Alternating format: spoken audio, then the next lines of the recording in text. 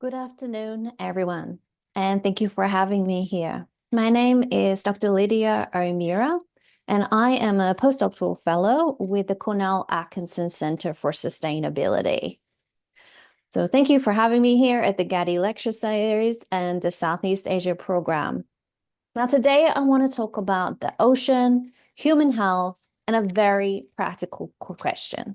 And that is, how can we detect environmental change early enough to respond in a way that protects both marine ecosystems and the people that rely on them? I will be drawing on my work from Timor-Leste, which is a small island nation in Southeast Asia, to show how dietary data, that is what fish and aquatic foods are eaten, can be a lens for understanding marine biodiversity while also monitoring human nutrition.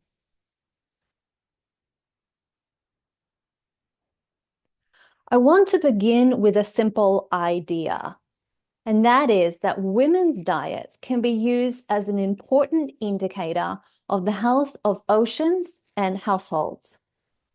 And that basic low cost, that is these push button mobile phones, offer a new method for helping monitor some of the hardest to reach marine ecosystems and diets of coastal communities that rely on them, not just for their livelihoods, but also for their food security. I will demonstrate that this method can be used with marginalized women who have historically been excluded from digital data collection due to low literacy. So in other words, we haven't been able to reach them with online digital surveys or even with simpler methods like text messaging because of this, lower literacy levels.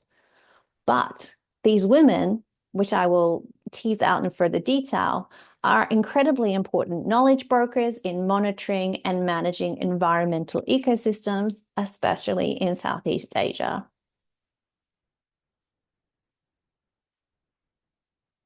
Now, as we are all very likely already aware, the health of the planet, especially the health of the ocean, is deeply intertwined with human health and well-being.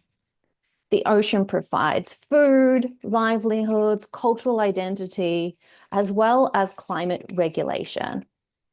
For more than 3 billion people globally, aquatic foods are a primary source of nutrition.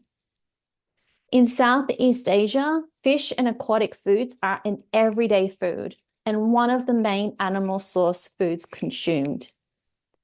In terms of numbers, 70% of the world's aquatic food production comes from Asia. Therefore, it is no surprise then that Asia has the highest per capita consumption in the world of aquatic foods. Now, worldwide, most aquatic foods come from wild capture fisheries, of which 90% of those are small scale.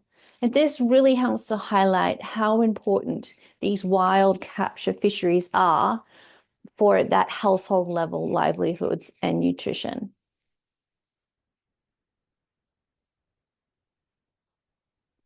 We often hear that well-managed fisheries and well-governed marine protected areas are essential for sustainable ecosystems and community well-being. But what does that actually look like for different places and different communities? In many low resource and remote settings, the data needed to support evidence-based management simply does not exist, or what is there is very patchy. This lack of data is particularly acute for small island nations that are on the front lines of climate change, and yet are environmental stewards responsible for large marine areas or large economic exclusion zones. This creates real constraints on local decision-making, advocacy, and governance.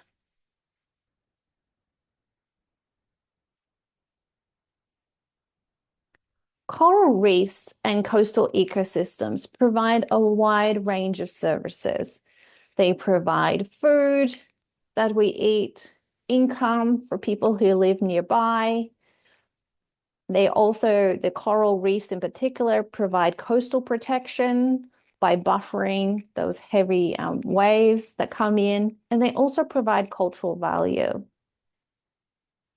And as demonstrated here, the aquatic species that are located in these waters are also where we derive a lot of our modern medicine. These services are not abstract. They directly shape household well-being. And as we really are coming to appreciate, when reef systems degrade, the effects are felt very quickly in the diets and livelihoods of those that live nearby.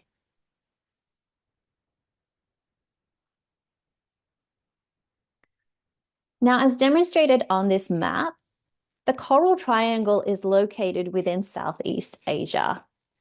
And this area is often described as the Amazon of the sea because it is such a biodiversity hotspot. It contains extraordinary marine biodiversity.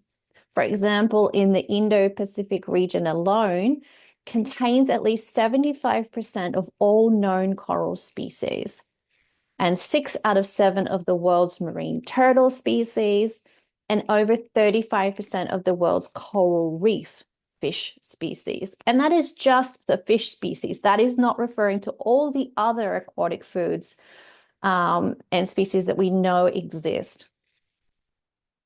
At the same time, the Coral Triangle is one of the regions most exposed to climate change and human pressures due to increasing or booming population growth.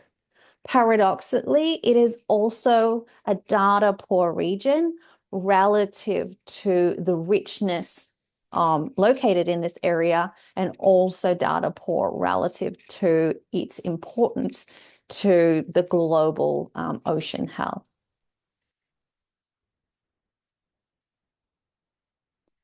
The Indo-Pacific region faces multiple overlapping pressures, which include overfishing, pollution, including those from plastics, and also increased pressure from unregulated commercial fleets and climate-driven stresses like marine heat waves. It is estimated that biodiversity loss in the Indo-Pacific region is one of the highest worldwide.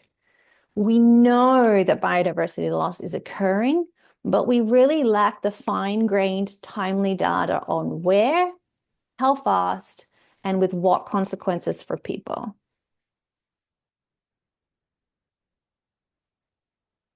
Timor-Leste is a young, 25-year post-conflict small island developing state. It achieved independence approximately 25 years ago, and it is one of the lowest resource countries in Southeast Asia. Timor has high levels of food insecurity, with approximately 50% of households either moderate or severely food insecure. And this has been exacerbated by the economic fallout of the COVID-19 pandemic. And despite actually quite remarkable gains in the last 15 years, Timor still has one of the highest child stunting rates or chronic malnutrition rates in the world, well above the World Health Organization critical levels, which is over 40%. At the same time, Timor has large marine resources, and this makes it an critically important case study or place to think about nutrition, fisheries, and governance together in a context that's important, but also resource constrained.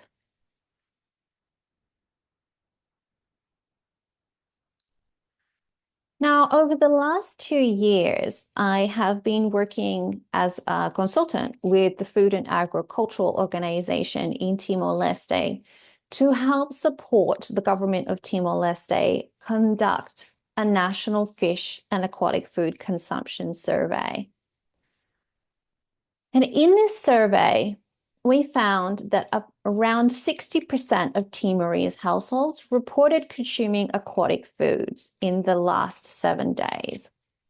Here you can see some of the species groups that were key for per capita consumption. And you can see really clearly that marine fish were incredibly important. Also, about 1/3 of this consumption came from people's own catch or from gleaning rather than from markets. We also found indications that women consumed a slightly wider variety of aquatic species compared to men.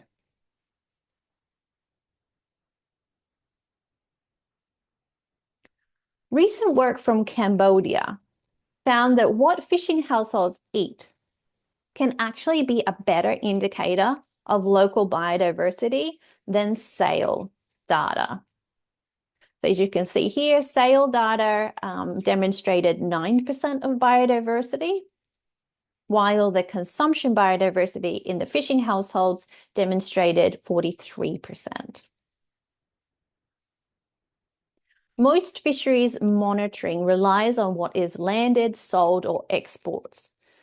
Now, while these metrics matter, they only tell part of the story. And this indicates the importance of tracking diets because market-based data does not capture the whole ecosystem reality. But instead, we're getting these very clear indications that what is happening at the household level can give us a much stronger view or lens of ecosystem biodiversity.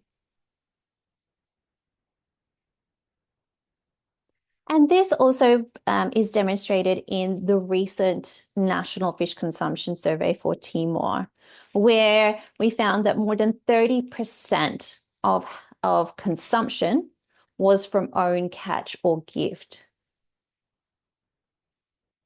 So as you can see here, if we had just looked at the fish that was consumed from the markets or from purchase, we would have been missing a large part of the pie. And when we look at this based on district, for instance, Arturo Island, that's highlighted here on the left of the graph, is a very high fishing area. And if we had just looked at consumption from the markets, we would have missed most of the story.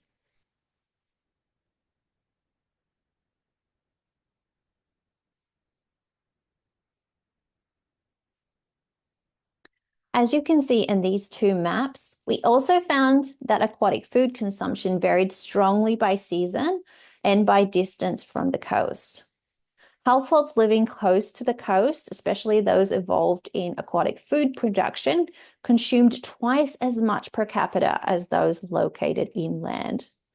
And this really highlights the opportunity of tracking the consumption of aquatic foods for coastal households because they are sampling regularly from the surrounding marine ecosystem, especially at high frequency across months and seasons, so that we can better understand what is happening amid a rapidly changing climate where severity and unpredictability of weather is increasing.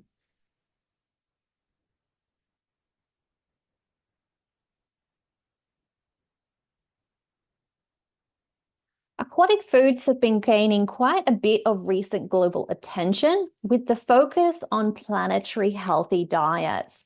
This is because aquatic foods are increasingly recognized as central to sustainable food systems. And this is because aquatic foods can be nutrient dense. That is, the nutrients that are supplied from fish and aquatic foods are highly bioavailable or easy for the body to absorb and utilize. They can be culturally appropriate, affordable, and in some cases, depending on species and production, more environmentally sustainable compared to some of the other animals' foods, such as red meat.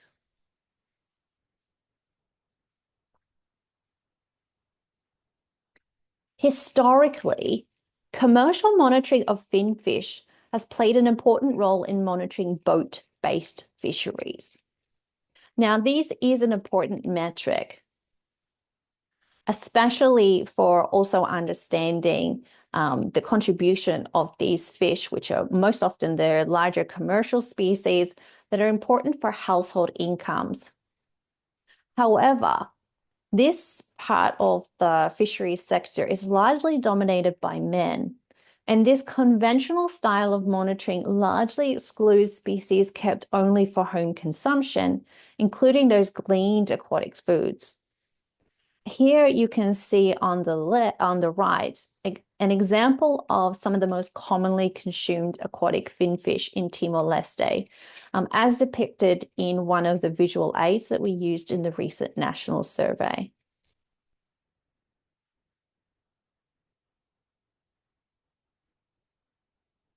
Gleaning is often framed as marginal, but in reality, we find that it is actually quite frequent and nutritionally important. As demonstrated here, gleaning is often undertaken by women, children, and youth in coastal areas and in intertidal pools. So when the tide goes out, that's when they go out to collect these different species like crabs and shells and octopus and seaweed.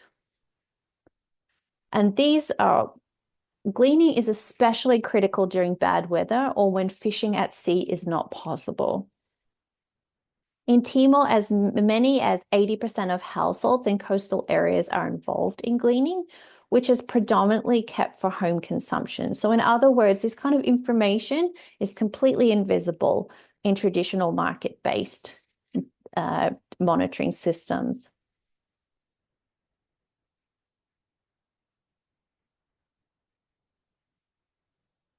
As demonstrated here, aquatic species are all created differently, and each aquatic food provides a different amount of key nutrients critical for human health.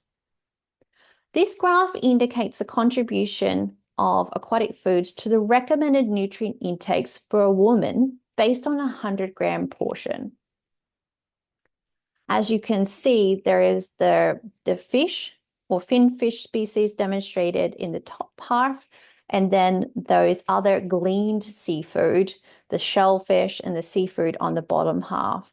And you can see really quickly there are some species like the crabs that are gleaned that are really punching well above their weight when it comes to their contribution to some of those critical nutrients of public health concern for women in Timor-Leste, including protein, calcium, iron, zinc, vitamin B12, and omega-3 fatty acids.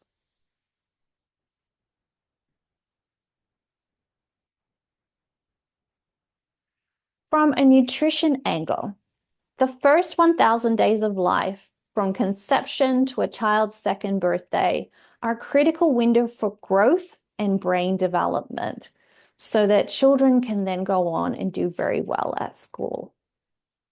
In a systematic review I was involved in with colleagues, we found that fish consumption during pregnancy and early childhood is associated with better dietary quality, nutrient intake, and in turn, better health outcomes for both the mother and the baby. And I would like to really highlight that in this graph that is presented here, it really does emphasize the importance of the mother or the woman's nutritional intake during pregnancy and the exclusive breastfeeding phase, where the child is completely dependent on her for their main nutrition source.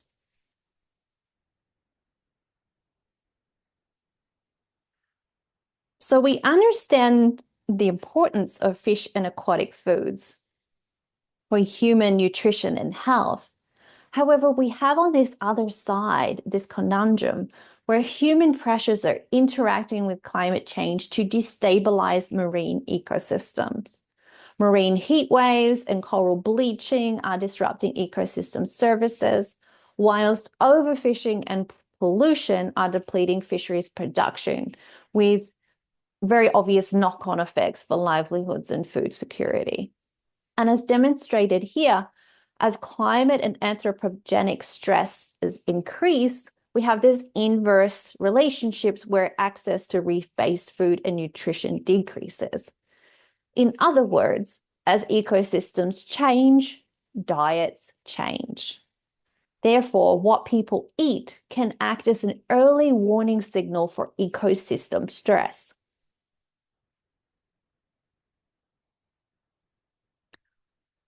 Ironically, the populations most at risk of food insecurity are often some of the hardest to reach to do surveys. This can be because during the wet season, roads can become cut off, or during disease outbreaks, mobility can become restricted, or there are really remote areas where there's poor infrastructure and they're simply hard to access. As highlighted during the COVID-19 pandemic, these data gaps widen precisely when information is most needed to enable timely governance and food security and nutrition policy responses. These two pictures demonstrate some of the access challenges in Timor-Leste. The left photo is a landslide, which was taken actually in December, so a couple of months at the end of last year, where there was heavy rains. And this is the main road that connects the south coast of Timor to the north coast, or where the capital city Dili is. There was really heavy rains, which resulted in this landslide, which, as you can see here, would then make it difficult to be able to access these communities in person to conduct surveys. On the right, we have a saltwater crocodile, which one of the conventional ways of doing a biodiversity survey of marine ecosystems is to actually put a scuba diver into the water.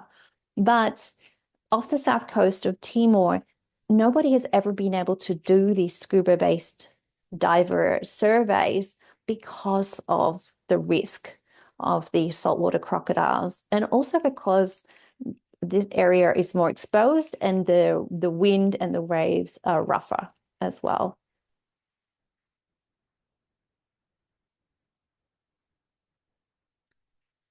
So mobile phones offer a promising way to bridge some of these data gaps. Recently, globally, mobile phones have become one of the most common, reliable, and fastest growing two-way communication channels available in low and middle income countries. On this map on the left, you can see that up to 92% of women in East Asia and the Pacific own a mobile phone. Now, although mobile phone ownership does tend to be lower in rural women,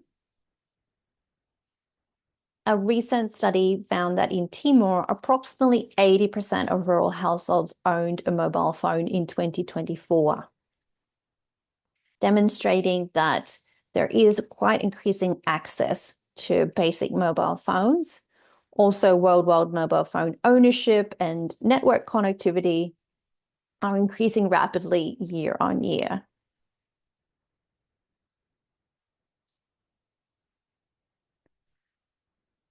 In my recent work, I found that women's diets tend to change first when households experience stress. Now, this was based on a large systematic review of over 500 papers across 125 countries, where my team and I were assessing the drivers of women's food acquisition and consumption in low and middle income countries, especially some of the lowest resource areas. And I found that social norms often mean that women prioritize feeding others in the household before themselves. And this really highlights how women's dietary data can be used as an early warning system for broader food system and household stress. In other words, if the household is becoming food insecure, this will likely show up in the women's diets first, especially if she has children, because she will always protect the food for her children over herself.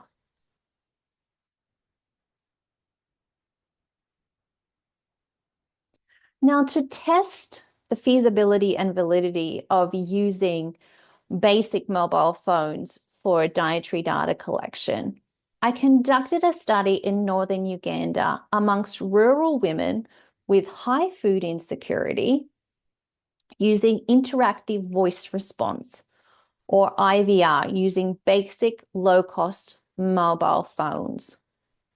I conducted this study under some of the most challenging conditions in remote northern Uganda to see if this method could be feasible. This included conducting the study during the wet season, which means that we were working under floodwater disaster alert for most of our primary data collection. And we were also working with women with overall very low literacy, and with most of them, at least a quarter, having low to no mobile phone experience. We also did this in a context where gender-based violence was associated with mobile phone use. This study included 156 randomly selected women with a young child, and half of the women lived close to fisheries and half of them lived further away.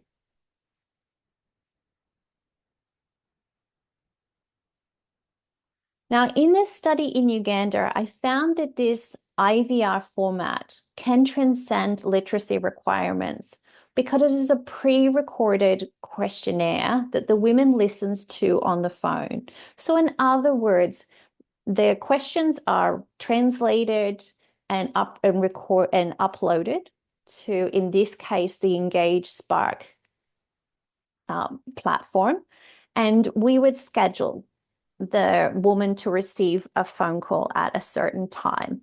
And she would pick it up and she would listen to the questions. And all of the question delivery was standardized, which did help to reduce interviewer bias. And because it is automated by a computer, we were able to run multiple surveys at once. Now, women listened to the question on the phone and then they responded by pressing on the keypad. So, for example, if the question asked something like, yesterday, during the day or night, did you eat any fresh or dried fish? If yes, press 1. If no, press 3. And the computer guided the woman through the questionnaire.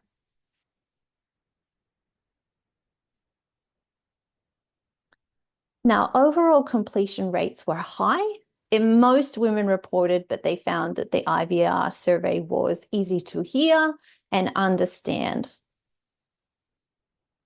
And some were excited because they had never used a mobile phone before. Overall, 74% of the women completed the survey, which is high for a mobile phone-based survey, as compared to other forms of mobile phone surveys, such as random digit dialing, where response rates can be as low as 30%. For those that were unable to complete the IVR, it was mostly due to poor network, which was definitely exacerbated by the heavy rainfall during the wet season. Although there were some women that did find that it was difficult to complete the survey, whether it was because they felt the phone call took too long, or they had trouble with the technology, or in one case, the phone went flat. However, this was less than 10% of women that had different technical difficulties.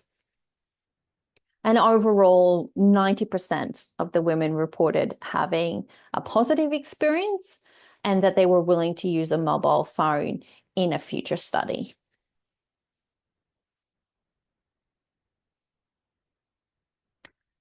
At the population level, I found that the IVR survey performed well when compared with gold standard weighed food records.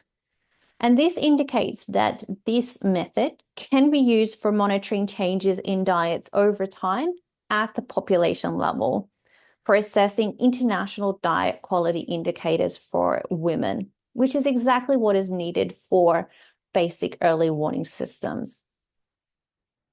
As you can see here, in Uganda, I validated this method for assessing the main food groups, which are commonly tracked as an international indicator of women's dietary quality. However, this study was cross-sectional, so there is quite a bit more work to be done to validate this method for longitudinal dietary monitoring, Also, the fish and seafood category was all lumped together. So this really needs to be disaggregated and tested to see if we can track that diversity of aquatic food consumption to assess biodiversity.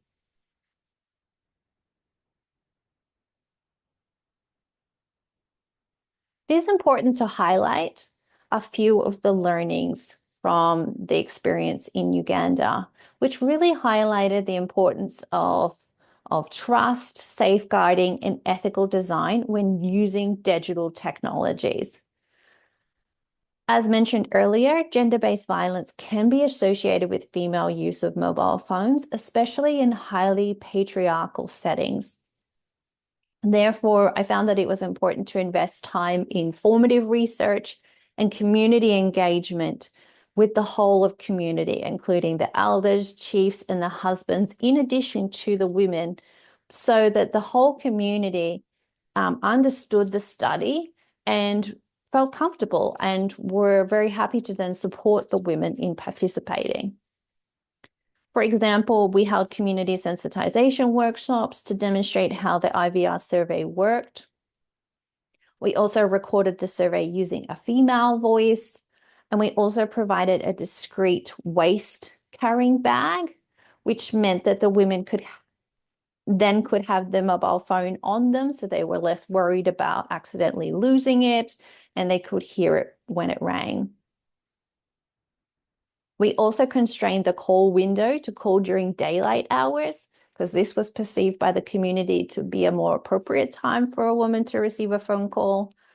And to enable equitable participation, we also found that it was really important to put aside time to teach the women and orientate them to how to use the mobile phone when answering an automated computer survey, so that they felt really comfortable and confident using it.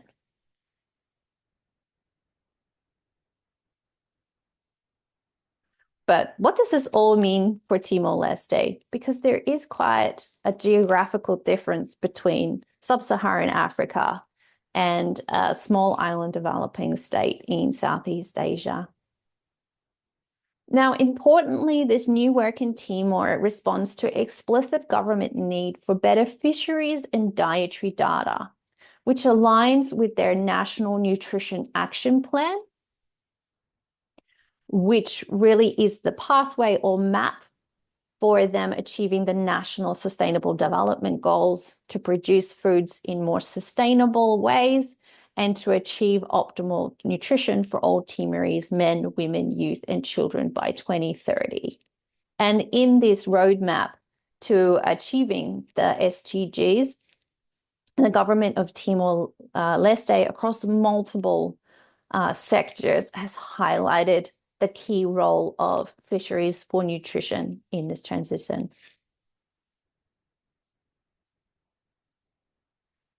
Therefore, the objective of my current work is to validate a high-frequency mobile phone tool for monitoring aquatic food consumption across seasons as a low-cost tool for remotely monitoring household food security, as well as marine biodiversity, especially during the wet season, when mobility is restricted and conventional in-person surveys are often difficult and expensive to conduct, and sometimes just outright impossible.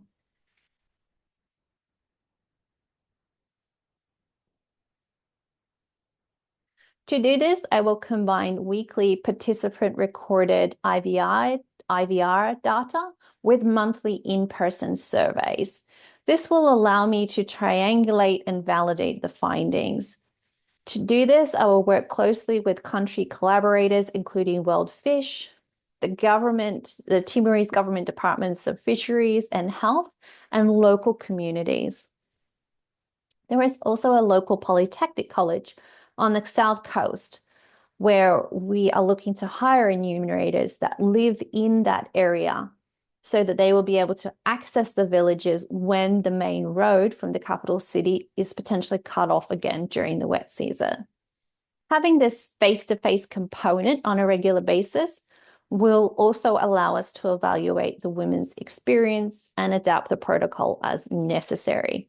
And also what is fantastic is we have these already developed resources and the visual aids that are very detailed for the biodiversity of aquatic foods in Timor from the National Fish Consumption Survey that we can use in this further work.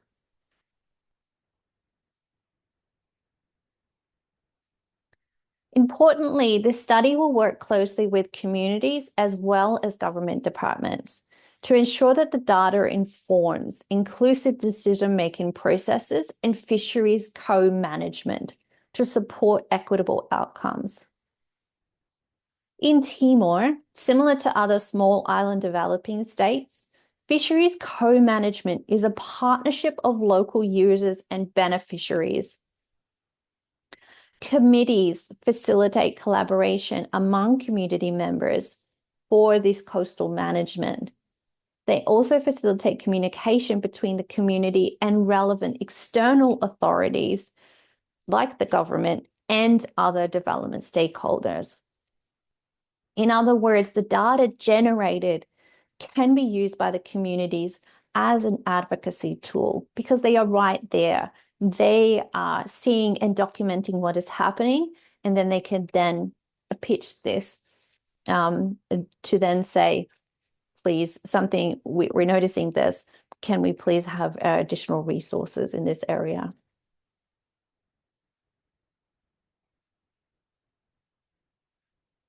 In past studies, it has been demonstrated that when communities see and use their own data, it can strengthen local ownership and environmental stewardship. Conservation works best when it aligns with local priorities, including food security needs and cultural practice. For instance, Tarabandu is a traditional Timorese custom that enforces peace and reconciliation through the power of public agreement. Now, one of the categories of Tarabandu is the regulation of people's relationships with their environment.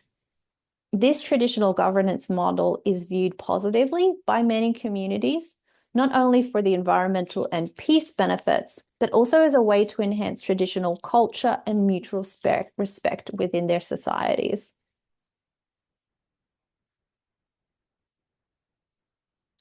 In Timor, studies have also found that participatory monitoring can be empowering, particularly when women are included as knowledge holders rather than just beneficiaries. Monitoring then becomes a social process, not data extraction. This form of equitable participatory fisheries monitoring can create many benefits, such as holistic community engagement in marine management, generation of data for historically data poor fisheries, and empowerment for the whole community. Historically, most monitoring studies have focused on men. However, the importance of supporting women's participation in broader fisheries management is becoming increasingly recognized.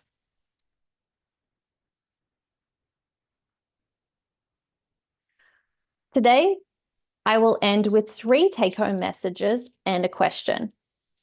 If you remember 3 things from today's presentation, I hope they are that 1, diets can be powerful data, and women's diets in particular show strong potential as an early warning system.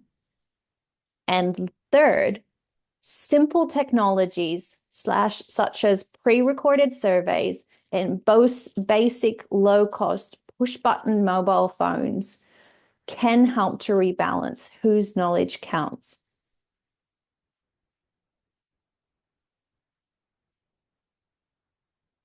As it has been said before, how we measure success shapes the future we build.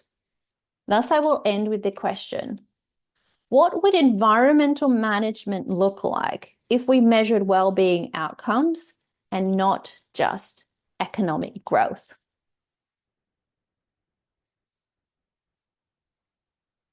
Thank you so much for having me, and very happy to take any questions and looking forward to the discussion. Thank you.